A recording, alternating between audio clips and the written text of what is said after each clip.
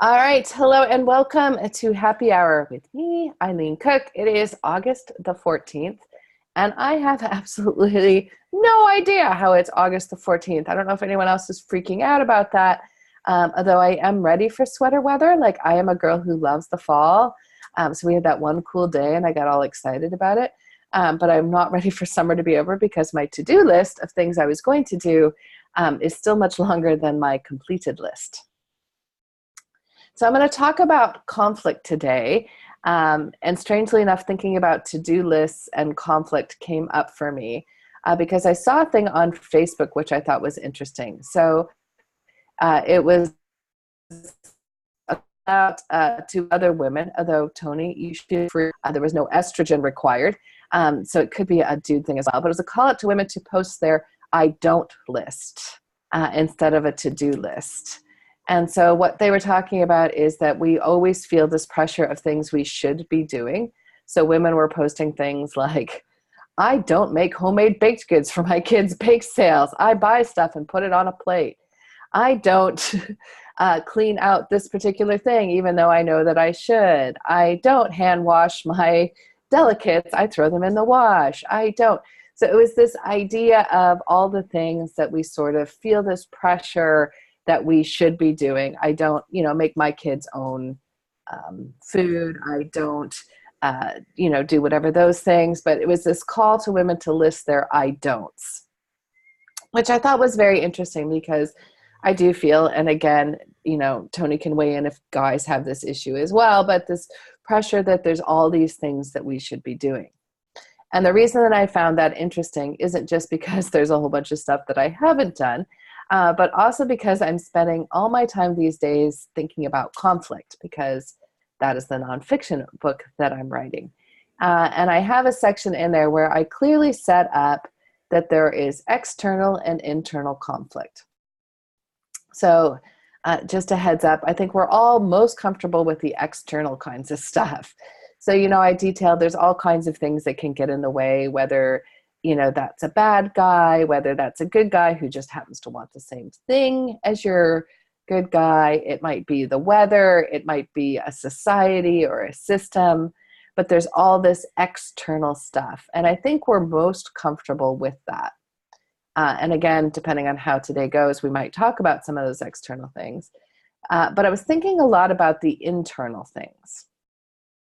So my default when I think about external conflict has always been stealing from Don Moss, who years ago I went to see him at Surrey, and he did the workshop that he talks about where he says, write down what your character wants most. So all of us busily scurry into our notebooks and write that down. And then he says, now what is the opposite of that thing? We all write it down. And then he's like, now tell me how your character can want both of those things at the same time. And that, of course, is the very essence of internal conflict. So we want to lose weight and we want the cookie. We want to be a stay-at-home mom and we want to have our own career. We want to go to the gym. There's a lot of fitness examples, which might tell you what I'm struggling with on my own thing. We want to go to the gym, but we also want to sleep a little bit later. Like whatever those things are, that we're always sort of going back and forth on that. And that's how I've always sort of framed it up when I was thinking about it myself. But I most recently have been thinking about the idea of values and what it is that we value and when we behave in contrast to those values and how that sets up internal conflict, which is basically what Dawn is talking about. I'm just taking it a bit more on speed.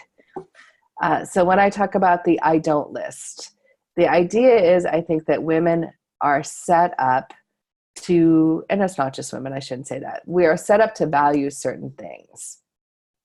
So I value being a good mom. And so we have a set idea of what that means to be a good mom. It means I make my kids' Halloween costumes from scratch. It means I make homemade cookies when they get home from school. It means whatever that I never get angry and yell at them. I always do a nice, calm, time out kind of situation. But the truth of the matter is sometimes we don't do those things. And so then we have an internal conflict, because there's what I'm supposed to be doing, what I say that I value, and then how I act on that. So I think that's why I found the I don't list so interesting, because it was sort of a way of putting out there and owning the things that you don't do. So it got me thinking. I don't know if anyone has certain things that they would say that they highly value. Is anyone willing to share those things out loud?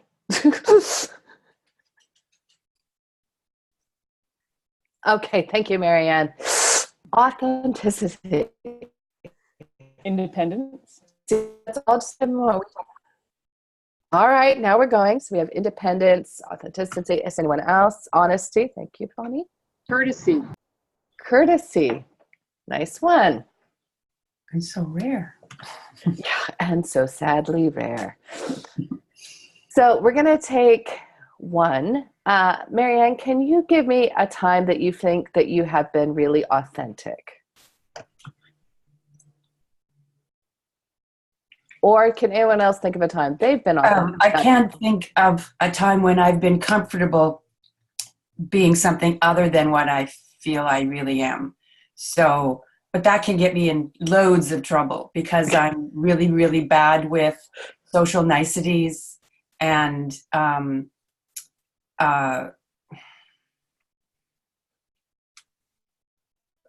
bad at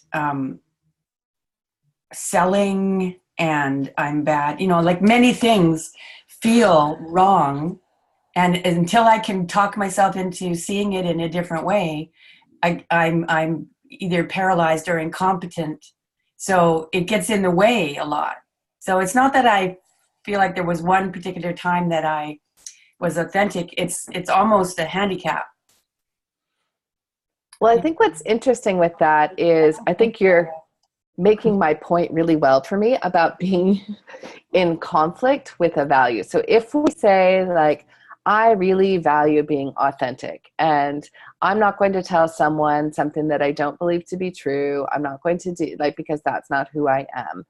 And then we enter into a situation where maybe we feel like we should be doing that, or we feel bad because we're not necessarily living up to that. It becomes a challenge to, I think, how do we make peace with that idea? So for example, Bonnie, has there ever been a time, like put you on the spot, where you haven't been honest? Oh, yeah. There's been a couple of times. And I feel incredibly bad about it. But there's always been a good reason. Oh, I love when people make my point. There's always been a good reason. And so the ways that we will go, which is not necessarily a bad thing, I think, to justify that, because I think there is things, and I think kind of being authentic and honest sometimes coded together, right? Where it's like, well, I'm not good at the social niceties, but I know that's what's expected in this situation. So I'm going to go out of my way. But now I dislike, because I feel like I'm being fake. Yeah. So that's the thing, like being authentic. I don't think I'm a bad person, but if you put me in a room full of strangers, and A, I'm uncomfortable in a room full of strangers, and B, more than half of them are acting like jerks, or they're prancing around being very superficial, and I'm supposed to be genuinely nice to them. And what I'm really thinking is, what a jerk. That's a very difficult thing to resolve, because authenticity means I'm going home now because you people are really obnoxious. But then, you're there for some genuine reason. And you also think, well, maybe, so I end up sitting there thinking, well, this person is really showing off. And so I'm sitting there doing psychoanalysis to justify their showy offiness in order for me to talk to them like they're a real person and not a jerk, because anyway, show of hands at parties, obviously. So yeah, first off, show of hands, who's not inviting Marianne over to their Christmas party? Okay, so show of hands, has anyone ever been prancy because they're uncomfortable? Good God. So and Marianne's just left. She's like leaving the room now. She's Yeah. like, I I'm had Being not. a little self-assured was what she meant. I don't know. I'm especially prancy when I wear my unicorn hat. So I think it's interesting because, yeah, I was laughing as Marianne was talking because I am totally that person because I'm not comfortable in social situations. I can go completely the opposite way, and I'm pretty sure I'm the prancy fancy pants that Marianne is like, I hate that girl. Because I'm all like, make sure everybody gets along, start conversations. Oh, Lisa, yes. And now I am wondering why I personally do not have a unicorn hat, which I may need to wear next time I'm feeling fancy pants and prancy. So I think it's this very interesting, I can't even take you seriously. I'm not even going to look at Lisa while she's wearing that horn hat. She said it was a unicorn hat. She did say it was a unicorn hat. She would stab you with her fancy unicorn hat. That's your problem, Bonnie. You keep your unicorn hat in the costume box. But I think there's this interesting thing around, has anyone ever, like, and I'm not going to do a show of, let's not ask why Lisa has her so close by. I personally like that about her. So I'm just putting that out there. Has anyone, and I'm not going to do a show of hands for this one, and I'll just offer myself up. One of the things that I do value similarly is honesty. And in fact, I grew up in a home where my dad is particularly big about this. Like, your word is your bond, and if you give someone your word and you don't live up to it, then you are a bad person. So my dad's honesty is huge in our family. Having said that, and I will admit this, when I was in high school, a bunch of us went on a thing where we would shoplift stuff. I mean, just in case you think we were like, taking out a Brinks truck with diamonds or whatever, these were things like we would shoplift lipstick, stupid stuff from, like, it wasn't a dollar store at the time because I'm old enough that they didn't have dollar stores yet, but it was basically like the 5 and dime kind of thing. And I don't even know why we did it, because most of us had allowance money. It wasn't that we couldn't afford the stupid, lip balm kind of thing, but we would get paired, and you would go in, and like your friends would all be like giggling or whatever, and then you would steal this thing, and there was a rush that came with it. Like, it was exciting. And then everybody would be super proud of you when you left the store.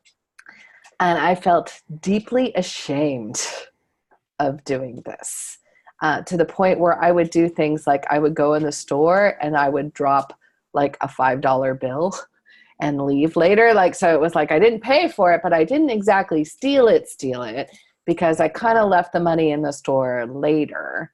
And then I would justify it in terms of, like, the store's so big, it's not like they even know, like, they're charging $5 for this lip gloss when it probably only costs 20 cents to make this thing. Everybody's doing it. There's a prime thing. Anyone else have that excuse when they were everybody else is doing it. If I don't do it, I'm going to get ostracized, all those kinds of things. And I would turn myself inside out to try and sort of be okay with things that I was doing that was in contrast to my values. So I've been thinking about that in my life as a childhood criminal, in terms of what can we think about with our characters and what's going on with them. So taking the time to ask yourself, what are your characters' values? Like, what are things that they would say are core things that are important to them? And if you haven't done it already, of course, there's all sorts of stuff on Backstory. And if not, I'll be coming out with a book soon on Backstory in September, and you'll be able to get it. That will help you figure out what your character's backstory is. But in that backstory, in wherever they came from, they came up with a set of core values that are important to them, that they feel like this is how they need to live their life. So one of the things that you can have some fun with, because you are an evil writer type, is thinking about how can you put them in a situation where they need to act in violation of those same values. Now, you're probably going to need to give them a good reason to do it, because otherwise they won't. I don't know if you can hear, my dog is constantly picking up and dropping his Kong because he wants me to fill it. Yes, he's like, I am trying to communicate and you're not listening. So they're basically constantly going back and forth with what they value and then the fact that they've done something outside of their values. So is there a way to set up a reason for them to do that, and then understand that that's still going to be causing internal friction for them? So if you put someone in a situation like war, right? So this is anyone like the musical Les Miserables, right? So there's the guy, and you have Jean Valjean, who is, I think that I'm remembering the characters right. He's the cop. Right. Right. So he's the dad. Jean Valjean he's the protagonist. Yes. So the cop, whose name is escaping me at the moment. Clearly I should be listening to the soundtrack more often. But he's a guy who lives by, like, there's the rules and there's the law. And the law says you don't steal. And there is no excuse for that. And he puts down these kind of very firm boundaries into things. And then you have Jean Valjean, who is basically coming to things and saying, look, I'm a good man. Thank you, Javert. Altogether, we have a brain. Some of you might have more than that said. The benefit of wearing a unicorn hat is it acts as an antenna, and it brings in new and exciting ideas. So they just come into your head with no trouble at all. This is different from like work life. So at work life, my husband bought me a mug that said, none of us is as smart. All of us is not. None of us is as dumb as all of us.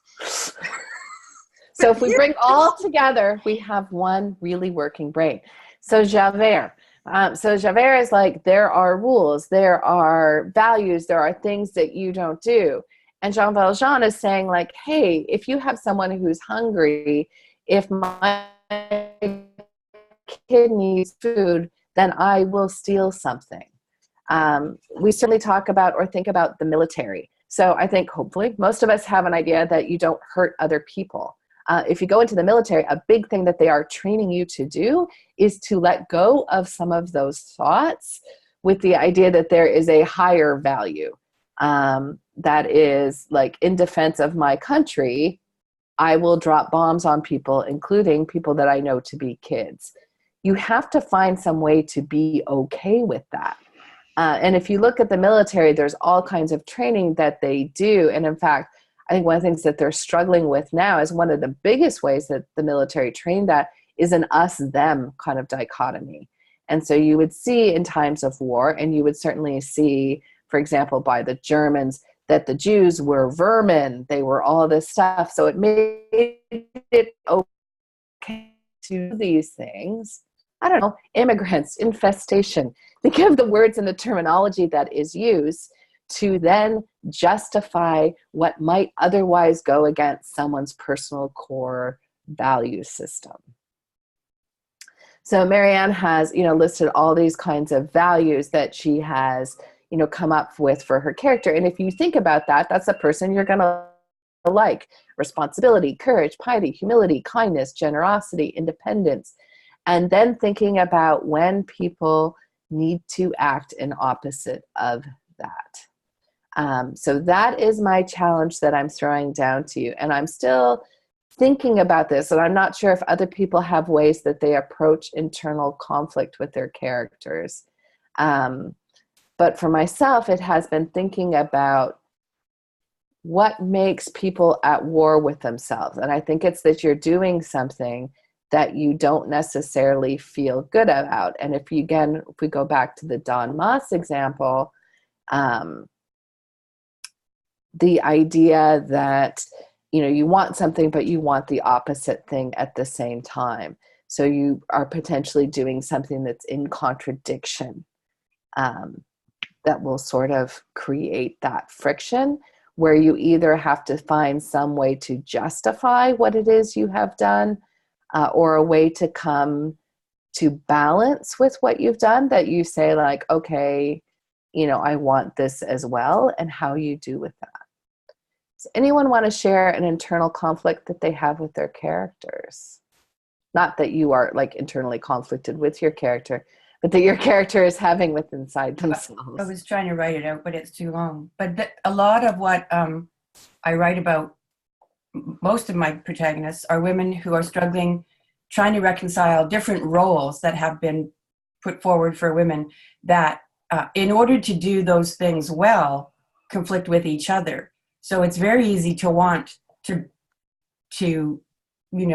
have a relationship and make a nice home and raise healthy, happy children, fully knowing how much commitment and work that takes and selflessness that takes.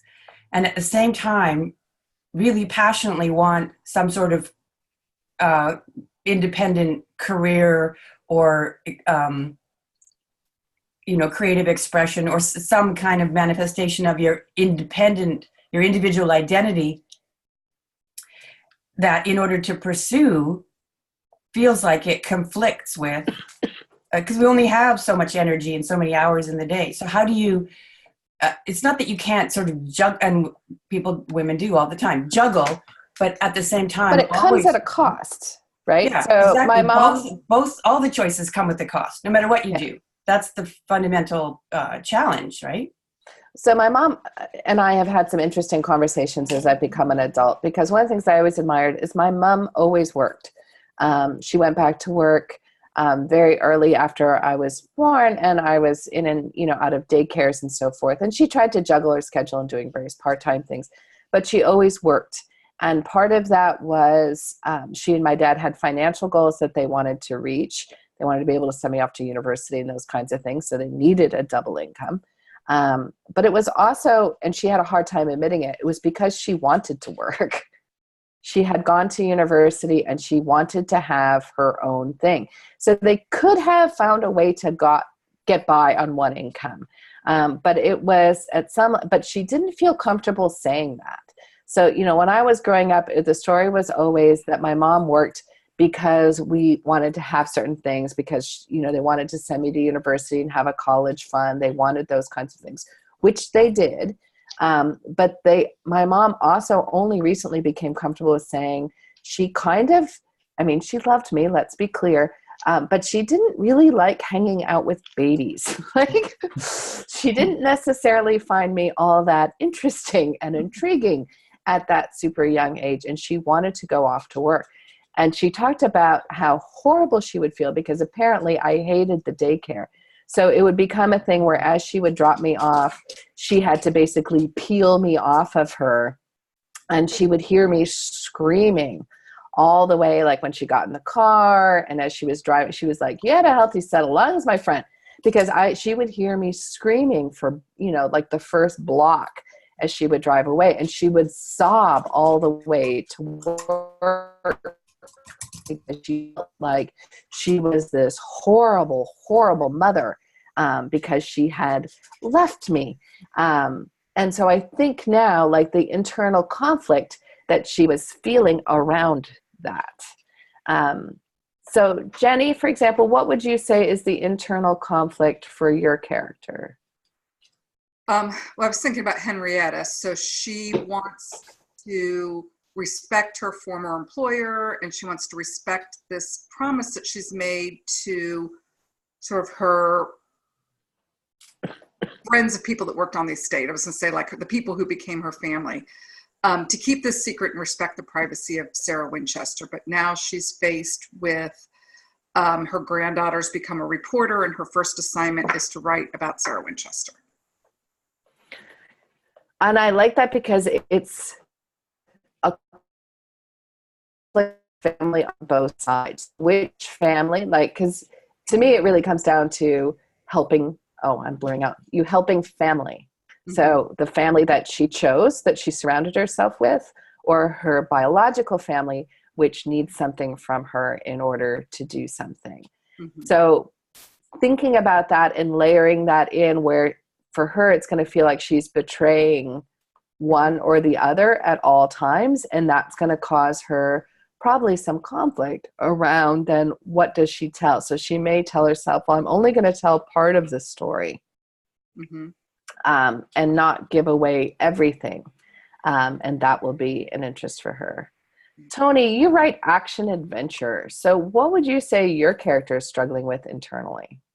So I've got a female PI that I'm writing with Donna, and I was just thinking about this. So I just finished the last scene in this second book.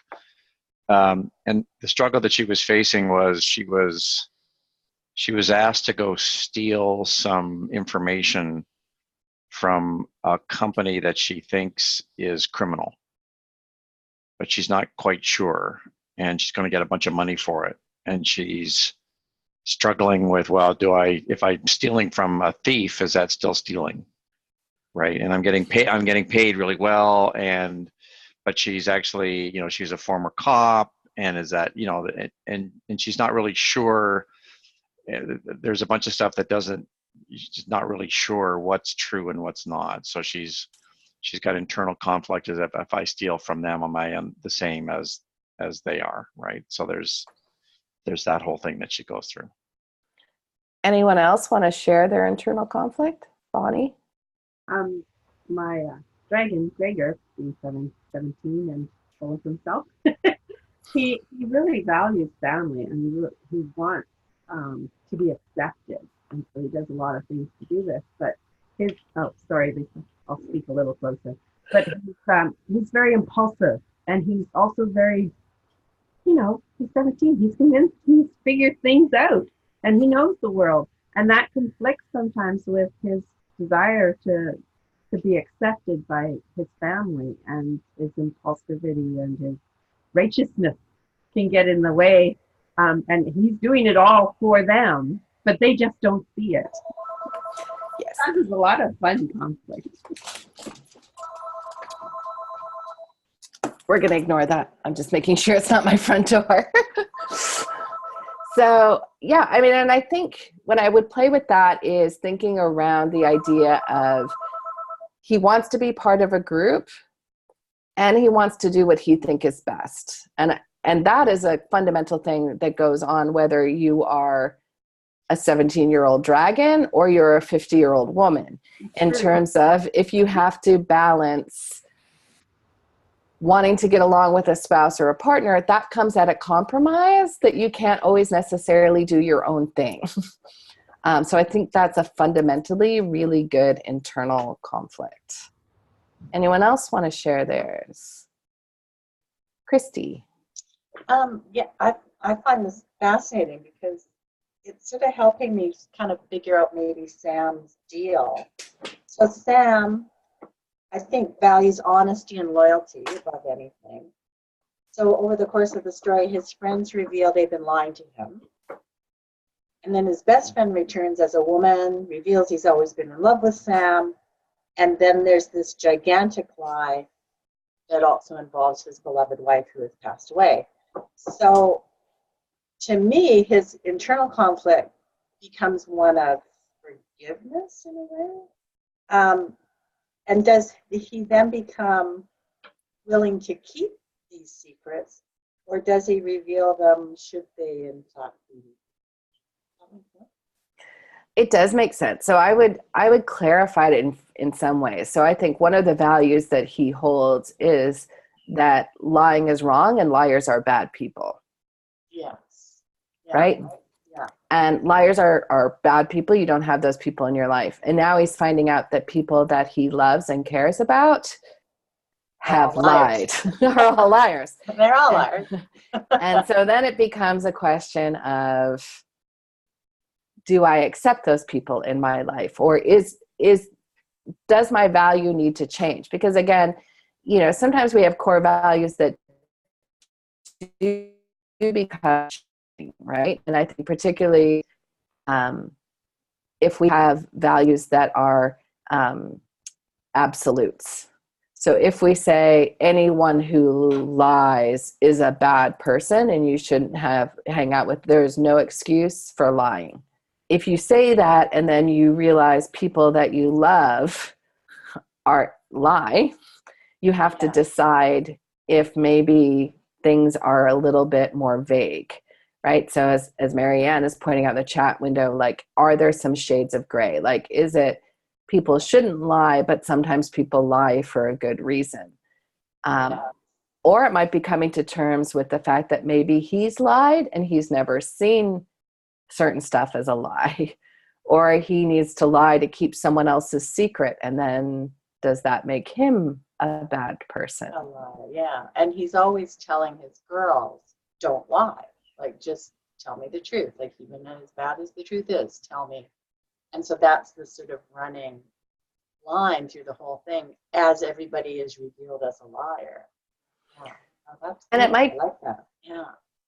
May be interesting to play with him choosing to tell the truth, because that's what you, no matter how bad it is, you always tell the truth. And maybe that does more damage in a situation. Where you end up thinking, like, I believed that was always the case, but maybe in some cases I'm wrong. Like, maybe there are times when you lie because there's nothing to be gained from that. Yeah. Ooh, that would be, write that down. I'm writing it right now. Thank you. All right, let's go over to Leslie has a thought. Well, I'm trying to think of the main protagonist, her conflicts, and her, like, what she values is loyalty, honoring her wedding vows. She promised to love this man forever till death do you part. And she's falling in love again, which would be okay, except that her dead husband is still around talking to her every day. So, you know, she's like, okay, well, you're dead technically, but you're not. And here I am falling in love with this other guy. And so I guess her conflict is kind of, does she, you know, it's conflict. I don't know what it is. She's conflicted. Let's just say that. I think if your dead husband shows up while you're trying to start a new relationship, that would cause conflict. Sounds like a loyalty conflict.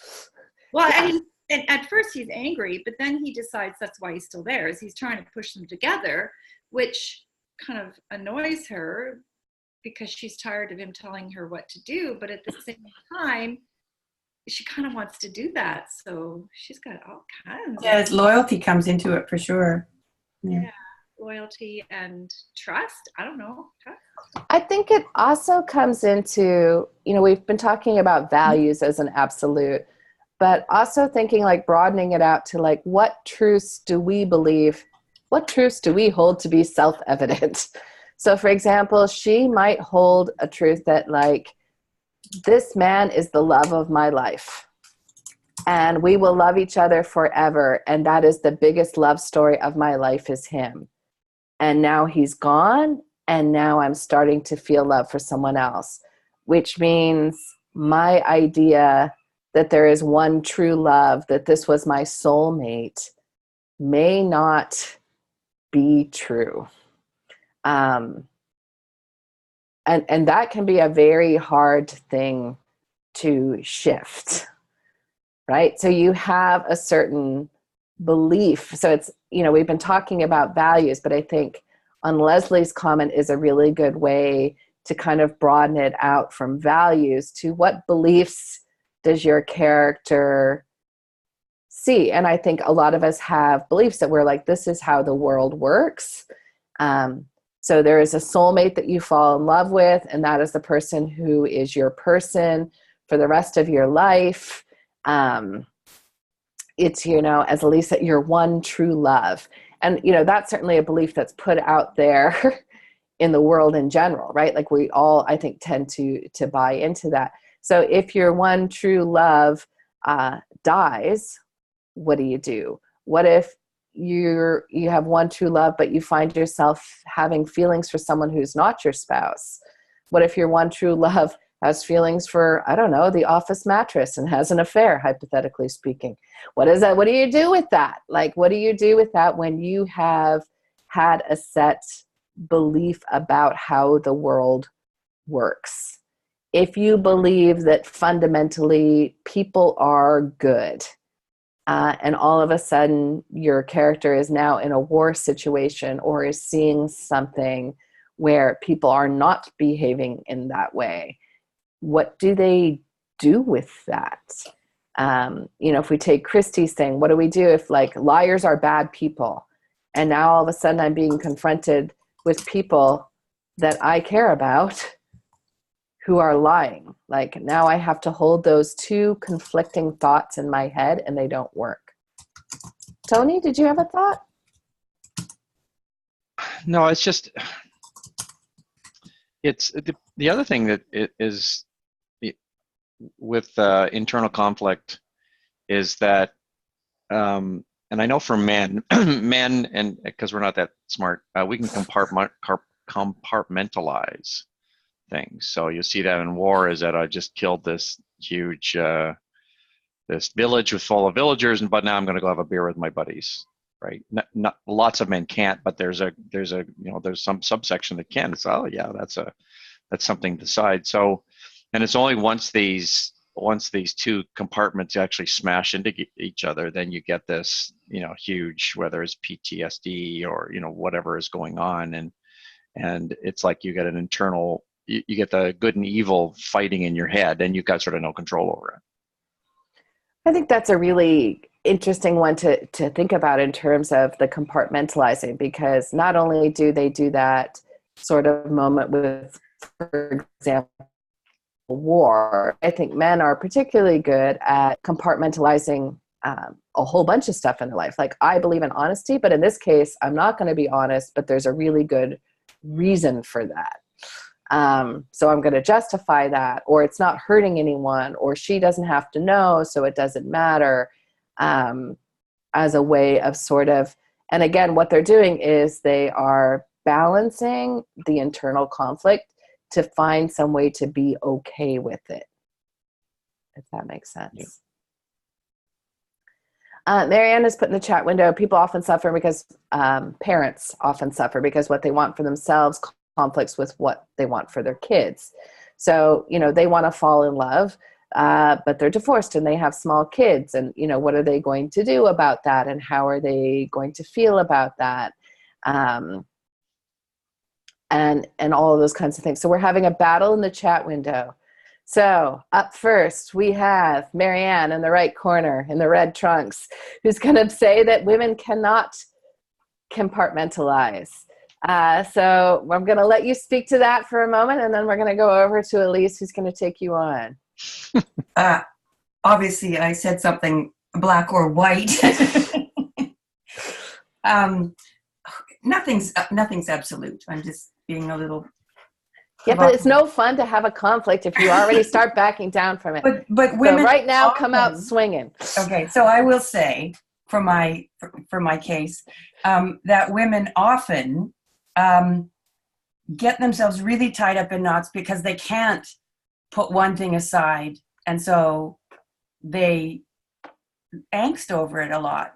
And like I was saying about work and family, you can choose to do both and balance them, but you're tormented no matter which hat you've got on at any given moment. You can be at work feeling guilty about your kids, you can be at home feeling guilty about work, or you know what I mean. Like, it's very hard to put one thing out of your mind and just do the thing and forget about all the other stuff. I think, for me it is, anyway, but obviously that's not 100% true, so.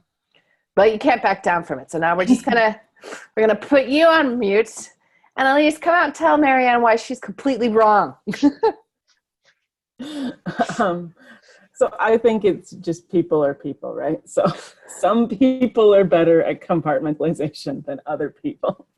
And maybe in our society that's considered a masculine trait because women are often more concerned with feelings, and there's this idea that men are better at rationalization. So I don't know, I'm always someone who's considered myself pretty rational and good at compartmentalization, which some people label those as male, and that always bugs me because I feel feel like I'm a pretty girly girl. Does anyone want to say that she's not a girly girl? Shall we get insulting now? I think it's interesting because I think the question is how well does a person do at also what expectations are on them? So I think, yes, I like that we are getting nice and mean. Clearly, I did not type biotech. I thought maybe you were just, flaying it out there. But here's an interesting thing, and people can agree or disagree. Do you think that there has been a generational change where, for example, and I guess women of a certain age, and I'm not saying you're as old as I am, Marianne, but you might be, I have no idea, felt a more societal pressure that we should not be like that the family is our number one priority, and that it's possibly different if you are younger where you're not necessarily being raised with that view. Anyone agree? Yeah, I agree. I think it's changed. So Tony, putting you on the spot, do you think men feel a greater amount of pressure then to now, for example, be more involved with the family, whereas guys might have felt like, hey, I've been at work all day, I've come home, where's my cold martini? That now guys are feeling the pressure that they should be coming home and doing more with the family. Yeah, my wife tells me that every day. Yeah, no, there is pressure. I think there's definitely pressure, and I think it's internal pressure, right? Because I'm a baby boomer, and so I grew up in the 60s, not the good part of the 60s, the later part of the 60s. And my father was very much like that. He never cooked. He'd show up and he'd complain about my mother's cooking, and then he'd have a snooze. And, he said, this is a democratic household. Everybody gets one vote. Everybody gets one vote and I get 10. Right? And, it doesn't. Your dad and my dad so could have gone bowling. Oh my God. Archie Bunker was his god, right? It's so, but I don't have that. I've asked for that, but I get turned down. It's very different, right? I'm way more involved with my kids, the school. Like my wife is still sort of the chief child raiser, but I'm way more involved than my father ever was. I cook all the dinners. My father never did that. I do a lot more cleaning. There's lots of stuff, and I think that's a reaction to the growing up in the 60s. The wife never worked, or mostly didn't work. The father did, right? Sort of the Mad Men kind of era. So I think it's interesting. Oh, Leslie's got a thought. I just want to say that I grew up in such a different reality. I had my mother worked full-time as an OR nurse, and my dad, we moved to a farm, so he was home. So my dad cooked and sewed and took care of us and worked on the farm. And my mother worked day and night because she was always on call. So I brought that expectation into my marriage to a man who was raised by the madmen and the little housekeeper. And so that created some interesting conflict right there. Oh, wowzers. Yeah, that was your first husband. So I think it's interesting when I was going through, they do that premarital counseling a lot of times. And one of the questions that you'd see how well that worked out. One of the things that we were asked to talk about was, what is your definition of a wife? What is your definition of a husband? And that opened up an interesting discussion around, I think, those kinds of familial expectations. So even though my then husband was saying, like, he didn't think it was my job to cook or clean, it was interesting when he thought of the term of the wife, he did default to his mom, who did do those things. So it was an interesting source of conflict. So again, when we're talking, that's a good source of external conflict, is thinking about what your person's values are and what are the values of the characters around them and how those things may then come in conflict. What are their core beliefs and what are those things that then may come in conflict with those core beliefs? but then also thinking in terms of your character. Like, were they raised in, for the example we've been using, the Mad Men home, and now they're, wanting to do something different, and they're having a hard time letting go of that previous belief, or they're probably angry at themselves. Like, why do I feel like it's my job to do all the cooking and cleaning? It's not my job. And that may blow up with their spouse, even though the spouse may not be the person who's pushing back. It's the friction that they have within themselves that is then erupting. When I talk about conflict, I talk about quite frequently when your character is in conflict, whatever they're fighting about is a placeholder for the bigger issue. So when you come home and you are having a fight about who left their socks outside the hamper instead of putting them in the hamper, it's probably not about the socks. It's about the fact that you treat me like I'm your maid. You think but is it in fact that you are annoyed that you feel like it's your job to pick it up?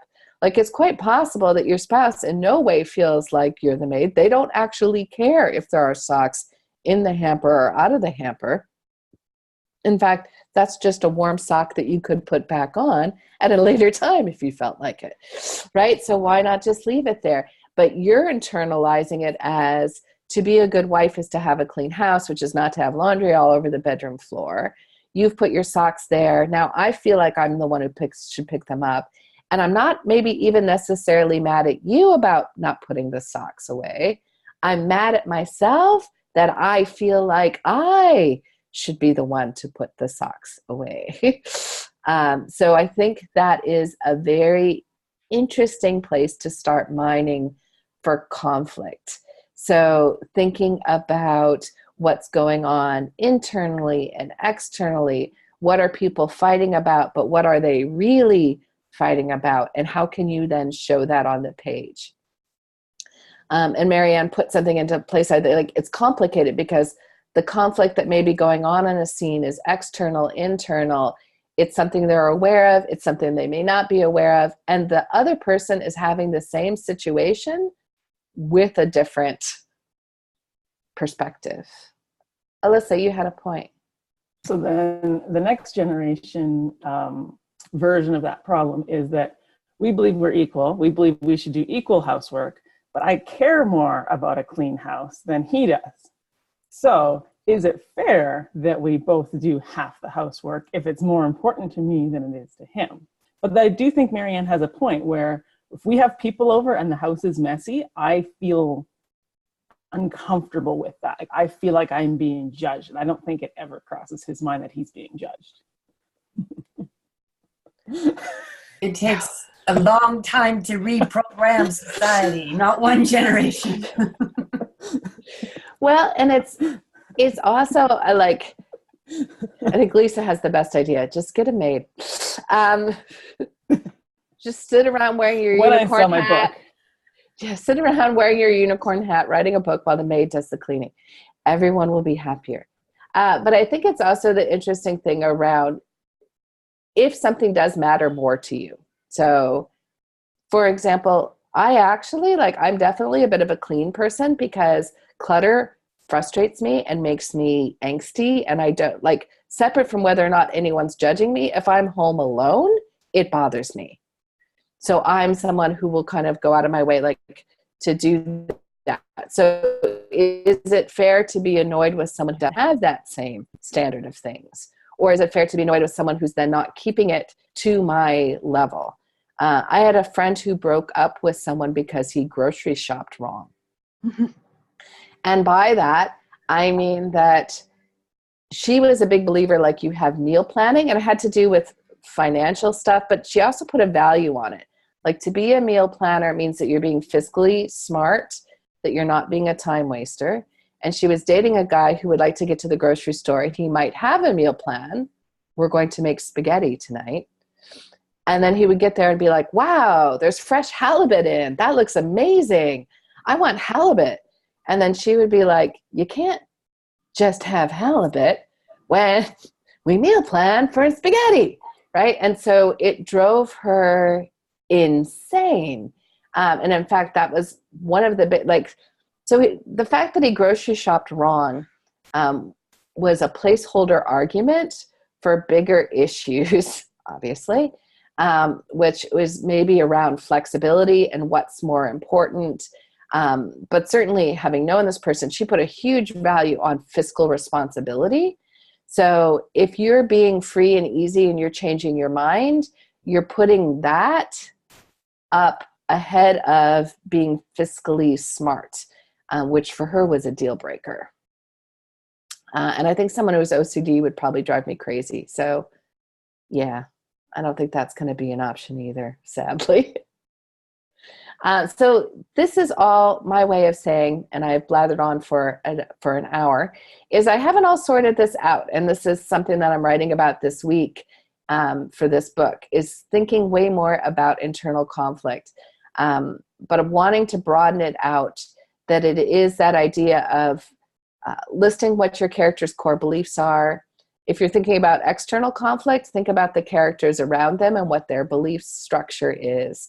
And that might include values.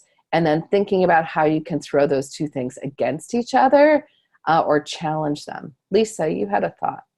Well, I'm thinking about inner conflict as a response to avoid conflict avoidance. Like, I find there's nothing more inner conflict that comes about for me personally is when I try to avoid external conflict, and then I'm conflicted inside myself. So it may not be about the dishes, or it may not be, it's just about like, I don't matter versus I do matter. And anyway, so that just sparked a thought for me there, because I find that in my stories, my characters inner conflict is a direct result of what's going on in the world. So it's like mismatch, or not speaking out, saying what they want because of a self-esteem issue. I find those things are some of the biggest inner conflict, and deepest inner conflict is when you're dealing it with your own sense of maybe that I believe in honesty, or maybe that I believe in courtesy. But there's that really core, how much self-esteem does this character have, that I was thinking about. Well, and I think that's a really interesting thing. So let's say, like, one of my core beliefs certainly is that all people deserve to be treated with respect, regardless if I agree with them or don't agree with them. So if I'm in a situation, and let's say hypothetically someone makes a racist comment, and in the moment, I'm not sure if I want to speak up, like, is it my place? Or maybe it's a person, the person I'm dating's boss, and I don't want to make a scene, or I don't want to be that person where everyone else feels like, okay, enough already with the PC talk, or something where I might, in a moment, avoid a conflict for whatever reason, whether it's confidence or whatever. And then I have to live with that, right? Then I have to live with the idea that I've done this thing that is in contrast to what I hold as a value, what I say is important, and all of those kinds of things. So that then becomes the issue, if that makes sense.